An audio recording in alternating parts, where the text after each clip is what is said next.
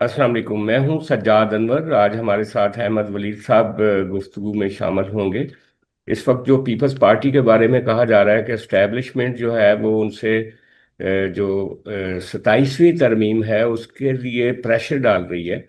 और अगर peoples party ने ये प्रेशर सस्टेन ना किया तो उसके नतीजे में उनकी अपनी प्रेसिडेंसी खतरे में है और बाकी चीज़ों से हाथ धोने पड़ेंगे।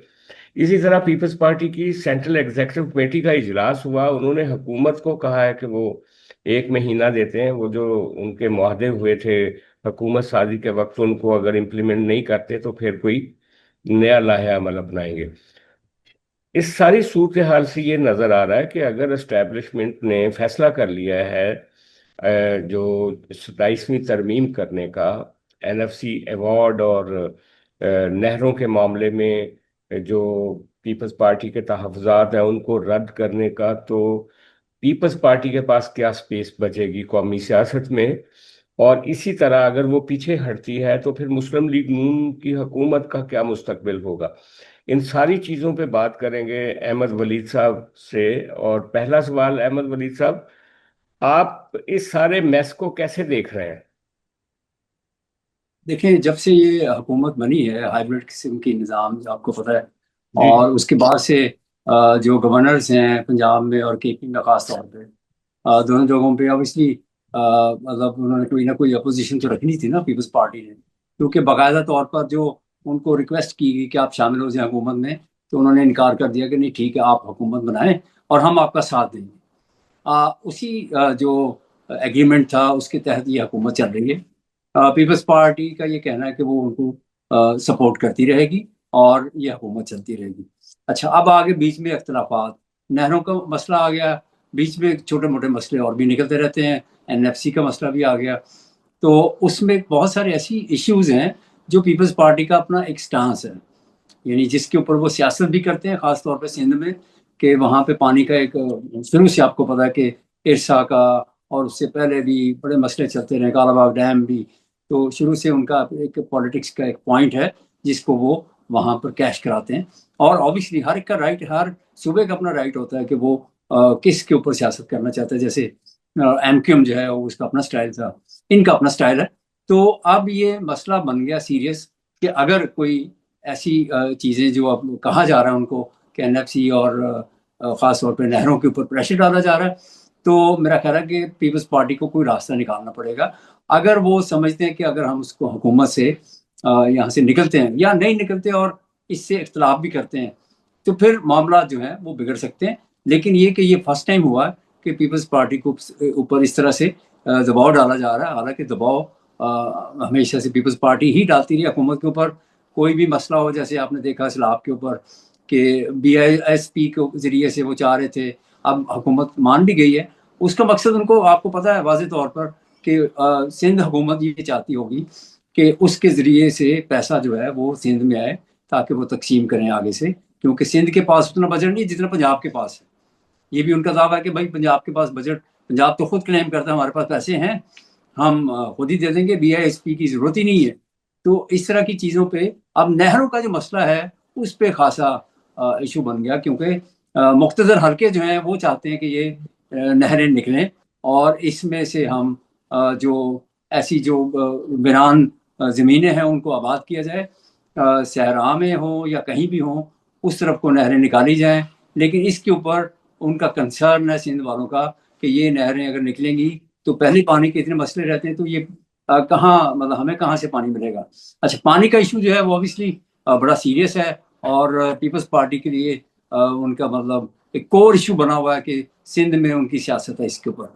अच्छा, अब मसला ये बनेगा कि अगर हुकूमत से वो नहीं निकलते और इन दोनों इश्यूज के ऊपर भी पीछे नहीं हटते, तो फिर मसले जो हैं वो बन सकते हैं। जिन्होंने ये हुकूमत बनवाई है वो कुछ और फिर सोचेंगे, और किसी मतलब आज़ाद लोग या वट जो भी करके, तो इनको फिर वो जो सदारत है, गवर्नर्स हैं, उनसे में भी हाथ धोना पड़ जाए। तो लेकिन मेरा ख्याल है मामला तो हल होने के करीब है, हल हो जाएंगे। लगता तो ये कि एक स्टेप पीपल्स पार्टी को पीछे जाना पड़ेगा। हाँ, कहा तो यही जा रहा है कि एक स्टेप पीछे जाना पड़ेगा। लेकिन हमने ये देखा है कि पीपल्स पार्टी अगर फर्ज करो कोई गुफ्तगू कर भी लेती है, लेकिन जब रद्द अमल आता है सिंध में तो पीपल्स पार्टी पीछे हट जाती है। पिछले दिनों भी पीपल्स पार्टी ने नहरों के ऊपर कोई इतनी खास मुखालफत नहीं की थी शुरू में, लेकिन जब सिंधी जाग उठा, आम सिंधी नेशनलिस्ट जाग उठे, उनकी गलियां सड़कें एहतजाज से भर गईं, तो फिर पीपल्स पार्टी के लिए कोई रास्ता ही नहीं था कि वो पीपल्स पार्टी उनके साथ खड़ी ना होती। अच्छा, इसी तरह देखें, उनकी एक पंजाब से आपने उनको निकाल दिया, सिंध एक कॉन्स्टिट्यूंसी, अगर सिंध भी वो लूज कर जाते हैं इन्हीं कंप्रोमाइजेस के नतीजे में, तो उनके पास क्या बचेगा अपने फ्यूचर के लिए? ये भी एक सबसे बड़ा सवाल है। अच्छा, दूसरा सवाल ये है कि मियां नवाज शरीफ बहुत सीजन्ड पॉलिटिशियन हैं। उनको शहबाज शरीफ साहब को उनकी एक लीडरशिप की वो छत्र छाया भी हासिल है। और खुद शहबाज शरीफ साहब और आसफ जरदारी साहब, ये दोनों अपने अपने लीडरों से इख्तलाफ करते रहे हैं कि एस्टेब्लिशमेंट के साथ हमें मिलके चलना चाहिए। याद होगा आपको, शहबाज शरीफ जी साहब नवाज शरीफ साहब से कई चीज़ों पे इख्तलाफ करते थे। इसी तरह आसफ जरदारी भी मोहतरमा बेनजीर भुट्टो से कहते थे कि आप मुझे एक रास्ता दें, मैं एस्टेब्लिशमेंट से डील करता हूँ। याद होगा आपको, बीबी जी। एक्साइल में थी तो जरदारी साहब पाकिस्तान आए थे सिर्फ इसी डील के हाँ लिए, जी। मुशर्रफ के ज़माने में। तो बिल्कुल। ये मामला फहम तो है दोनों साहब, शहबाज शरीफ भी और जरदारी साहब भी। लेकिन क्या उनकी ये मामला फहमी इस मामले को डेडलॉक बनने से बचा पाएगी? असल सवाल बुनियादी ये है, क्योंकि शहबाज शरीफ साहब भी तो एट स्टेक हैं। अगर उनको पीपल्स पार्टी की सपोर्ट पीछे से हट जाती है, और फॉर दैट मैटर चंद लोग पकड़ के उनको पीटीआई से ला के उनको सपोर्ट कर भी दी जाए और उनकी वजारत बच भी जाए, तो लेकिन इतनी बड़ी अपोजिशन, एक तरफ पीटीआई होगी और दूसरी तरफ पीपल्स पार्टी होगी, उनके लिए सरवाइव करना मुश्किल हो जाएगा। और किसी भी मौके पे कोई प्रॉब्लम हो सकती है। तो इसी तरह जरदारी साहब का भी मामला है कि अगर वो प्रेसिडेंसी में बैठना है, सुप्रीम कमांडर बनना है, तो फिर वो एस्टेब्लिशमेंट से कैसे यानी नाता तोड़ सकते हैं? तो ये एक बड़ी कॉम्प्लेक्स सूरत हाल है। इसमें जैसे हमारी एस्टेब्लिशमेंट ने ख्वाहिश के मुताबिक कालाबाग डैम नहीं बना सकी, ख्वाहिश के मुताबिक और भी कई चीजें नहीं कर सकी, तो मुझे किसी वक्त ये लगता है कि ये नहरों का प्रोजेक्ट उसी तरह पेंडिंग ना हो जाए जैसे पहले हुआ। जी बिल्कुल, ये हो सकता है, नहरों का प्रोजेक्ट जो है पेंडिंग हो सकता है, लेकिन मसला सिर्फ एक है कि जो ज़मीनें ली गई हैं, जिनको सैराब करना है, वो एक बहुत बड़ा मंसूबा है जिसमें चाइना भी में भी इन्वॉल्व हो। और चाइना ने भी ऑफर की थी कि हम आपकी एग्रीकल्चर को बढ़ोतरी देने के लिए आपके साथ हैं, हम यहाँ पे काम करेंगे, और पाकिस्तान ने उनसे मदद भी ली है। तो उस सिलसिले में अगर चाइना का देखें तो फिर हुकूमत जो है वो, और ख़ास तौर पे मुक़्तदर हल्के जो हैं, वो ये अफोर्ड नहीं कर पाएंगे कि हम चाइना से आप कहें कि ठीक है जी, हम तो नहरें नहीं निकाल सके क्योंकि वहाँ पे सिंध और पंजाब का मसला बन गया। तो मेरा ख्याल है कि बीच का रास्ता शायद जरदारी साहब ही है, वो किंग है इन चीज़ों में, इन मामलात को, ऐसे मामलात को हल करने में। तो वो कोई रास्ता ऐसा निकालें कि बीच में रह के अच्छा, लेकिन इसमें एक और भी एक पेचीदगी है। वो ये है कि चाइना तो है ही, लेकिन बहुत सारे प्लॉट्स जो है ना, सैकड़ों एकड़ के, वो लोकल इन्वेस्टर्स को भी दिए गए हैं, मंशा ग्रुप को और बहुत सारे और लोगों को। जी ज्यादातर पाकिस्तान के लोग हैं जो ये कर रहे हैं, और कुछ सऊदी अरब का भी नाम लिया जा रहा था, चाइना का भी नाम लिया जा रहा था। लेकिन इसमें पेचीदगी ये है कि जो सराइकी बेल्ट है, वो ये कहती है कि ऑलरेडी जो चूलिस्तान के लिए 3 नहरें थीं वो बंद पड़ी हुई हैं। जो सराइकी जो किसान है उस इलाके का, वसेब का, उसकी फसलों के लिए तो पानी नहीं है। और अगर ये फॉर दैट मैटर, वो कहते हैं कि अगर आप कोई नहरी सिस्टम नया बनाना चाहते हैं तो वो हमारे लिए बनाएं, जो हमारे किसान जो हैं वो बगैर पानी के बैठे हुए हैं।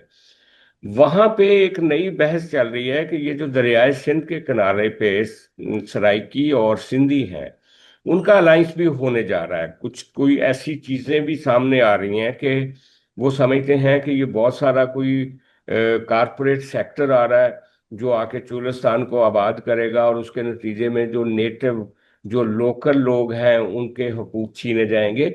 अब ये जो सराइकी नेशनलिज्म है वो भी एक नया रंग निकालता हुआ नजर आ रहा है। जी बिल्कुल, सराइकी और ख़ास तौर पे आपको पता है कि पूरी सराइकी बेल्ट जो है सिंध में, पाकिस्तान में, दोनों जगहों पे उनको, वो पहले से बड़े मुतासरीन में शामिल रहते हैं वो, क्योंकि उनके हकूक उस तरह से नहीं उनको मिल पाए। और अगर उनकी अब ज़मीनें जो हैं, बड़ी जो कॉरपोरेट कल्चर की लोग हैं, कंपनीज हैं, चाहे पाकिस्तानी हैं, सऊदीज हैं, चाइनीज़ हैं, तो उनको दे दी जाएंगी तो वो क्या करेंगे? ये तो बड़ा क्वेश्चन है, बहुत बड़ा, कि उनके लिए फिर क्या बचेगा वहाँ पर। लेकिन मसला ये है कि उन इलाकों को आबाद करना, यानी सैराब करना, और ये मामला तो बड़ा है। ऑब्वियसली अगर कि ये नहरें निकलती हैं, कुछ जो बची कुची ज़मीनें होंगी जो उनके इस्तेमाल में भी आ जाएंगी। बड़े जो कॉरपोरेट वाले हैं, मे बी वो किसानों को तो अंगेज कर लें, लेकिन उस तरह से ज़मीनों के हकूक जो हैं वो मुतासर ज़रूर होंगे, जो कि ऑब्वियसली हर कोई वहाँ पे ठेके पे लेता है, किसी बड़े से या किसी ऐसे लोग जिनको ज़मीनें अलॉट हुई हुई हैं। तो आपको पता है कि जैसे पंजाब की गवर्नमेंट की जो ज़रूरी ज़मीनें हैं, मकामी तौर पर जो किसान होते हैं, तो वो ठेके पे लेते हैं, 4 एकड़ 6 एकड़ या इससे बड़ी भी जितनी भी ज़मीनें हों, तो वो अपना गुजारा उसमें ही करते हैं। चाहे सब्जी बीजें या कोई कपास या कोई और भी चीज़, तो वो उसको फिर कोई ना कोई बेनिफिट मिलता है साल में, तो उससे वो महरूम होंगे। ऑब्वियसली ये एक फैक्टर तो है कि यहाँ पर सियासी, आप जैसे कह रहे हैं कि कोई लहर उठ सकती है सिंध में और जनूबी पंजाब में, तो इसका इम्कान तो है, लेकिन लगता नहीं है। मेरा ख्याल है कि जो ऑब्वियसली सारी वर्किंग तो हुई हुई है कि उन लोगों को कैसे पैसिफाई करना है, किस तरह से उनकी जो मुतालबात हैं या उनके मसले हैं उनको कैसे हल करना है, और कैसे ज़मीनें हमने आगे देनी है कॉर्पोरेट कल्चर को। क्योंकि मसला है, आपको पता है कि पाकिस्तान का भी ये बना हुआ है कि पाकिस्तान कोई एक्सपोर्ट्स जो है टेक्सटाइल की, वो मतलब कम होती जा रही है। यानी आप देखें कि कहाँ से कहाँ नीचे आ गई। तो हर साल जो है वो कुछ परसेंट, 5%, 10% जो है वो एक्सपोर्ट्स कम हो रही है। तो अब इजनास बच गई, जो कि अब ऊपर जाना शुरू हुई। लाइफ स्टॉक और इजनास, इसकी एक्सपोर्ट्स आप देखें कि वो आहिस्ता आहिस्ता पिछले कुछ सालों में बढ़ी हैं। चावल एक्सपोर्ट हो रहा है, और भी बाकी चीजें भी हो रही हैं। लाइफ स्टॉक लेकिन बहुत ज्यादा एक्सपोर्ट हो लेकिन रहा है। लेकिन अहमद वलीद साहब, ये जो हाइड्रोलॉजिस्ट है ना, जितने भी पानी के माहिर हैं, जो आबी अमूर के माहिर जिनको कहा जा सकता है, उनका एक बड़ा वाज़ेह नुक्ता नज़र है कि ये जो हमारा चूलिस्तान का एरिया है, उसको अगर आप कोई डाइवर्ट करके रिवर सिस्टम देते भी हैं तो ये वहाँ पे सस्टेन नहीं कर सकेगा। उनका ये ख्याल है कि जो नहरी पानी है वो बड़ा, उसके अंदर एक गार और वो होता है, वो वहाँ पे आप जो जो टेक्नोलॉजी इस्तेमाल की जाती है ना चूलिस्तान जैसे इलाकों में, वो होती है ड्रिप इरिगेशन। जी तो वो जी ड्रिप इरिगेशन पॉसिबल नहीं होगी। उनका ये कहना है कि नेहरू ने जो इंडस वाटर ट्रीटी के बाद जो नहरों का रुख मोड़ के, दरियाओं का रुख मोड़ के, इवन सतलुज और ब्यास का, उन्होंने ये किया था कि अपने राजस्थान को पानी दिया था। लेकिन वो उनका कहना है कि राजस्थान भी उस तरह से वो जरखेजी नहीं हो सकी जो जमीनों पे होनी चाहिए थी, और वो प्रोजेक्ट नाकाम हुआ है। उनका ये कहना है कि इनको जिस तरह का पानी चाहिए ड्रिप इरिगेशन के लिए, वो साफ पानी चाहिए होता है, और वो नहरी पानी नहीं इस्तेमाल होता। और किसी एक दो हाइड्रोलॉजिस्ट तो ये कहते हैं कि ये जो दरियाओं के बेड पे पानी है, अगर मशीनें लगा के उसको निकाला जाए, वो साफ पानी होगा, और वो उसके लिए, बहरहाल एक ये लंबी बहस है कि ये जी प्रोजेक्ट वाइबल भी होना है टेक्निकली कि नहीं होना। तो हम दूसरा इसका जो पहलू देखते हैं ना, वो एनएफसी का है। जैसे सूबे हैं, मैं समझता हूँ कि जो खास तौर पे सिंध में, बलूचिस्तान में और केपी में लोग कहते थे कि हमें हमारे वसाइल पंजाब खा रहा है। 18वीं तरमीम के बाद जब लोगों को यकसा वसाइल मिलना शुरू हुए, तो उनके नेशनलिस्ट जो है कम से कम वसाइल की अब बात नहीं करते, कम से कम। और जो उनको मिल रही हैं, और हमारे जो बहुत सारे लोग ये कहते हैं कि केपी में और बलूचिस्तान में जो नेशनलिस्ट हैं उनका नैरेटिव खत्म हो गया 18वीं तरमीम के बाद। जिस तरह से आपने खैबर पख्तून का नाम चेंज कर दिया, जिस तरह से उसको सूबा सरहद से, तो यही वो लोग चाहते थे। अब ये जो एनएफसी में कट लगेगा फॉर दैट मैटर, वो सिंध ही नहीं अकेला बोलेगा, वो छोटे सूबे सारे जो हैं वहां पे एक रेजिस्टेंस तो क्रिएट होगी। जी बिल्कुल। ये एनएफसी अवार्ड जो है वो तो एक ऑब्वियसली पूरे चारे सूबों को इसी अवार्ड के जरिए से सारा अकोमोडेट किया जाता है और इसी से जुड़े हुए हैं। और जिसको भी, जिस किसी का भी इस्तेहसाल होता है तो वो फिर आवाज़ बुलंद करता है। अब इसका जो एनएफसी का इशू है उसको कैसे हल करना है, किस तरह से मामला जो है, ऑब्वियसली सारे सूबों की रिप्रेजेंटेशन है उसमें। अगर कोई मामला ऐसा सीरियस बनता भी है फिर वो ऑब्वियसली उसको तरीकाकार है उसका तय करने के लिए, तो वो फिर उसको तय करेंगे। लेकिन मसला ये है कि एनएफसी से आई मीन जितने भी सूबे हैं उनको अगर उनका वो शेयर उस तरह से 18वीं तरमीम के मुताबिक नहीं मिलेगा तो वो मतलब उनके मसाइल तो बढ़ेंगे। जिस तरह जो मकसद था उस आईनी तरमीम का वो अगर पूरा नहीं होता तो फिर तो उसका हाँ, कोई अगर फायदा नहीं। 18वीं तरमीम का रद्द 27वीं तरमीम की सूरत में कर दिया गया तो वो तो फिर उनके पास भी कुछ नहीं बचेगा और पीपल्स पार्टी के पास भी कोई फेस सेविंग नहीं बचेगी। बिल्कुल ऐसे ही है ये, क्योंकि उस तरमीम का तो मकसद ही ये था कि वफाक के पास पैसा कम हो और सारा पैसा जो है वो सूबों के पास जाए।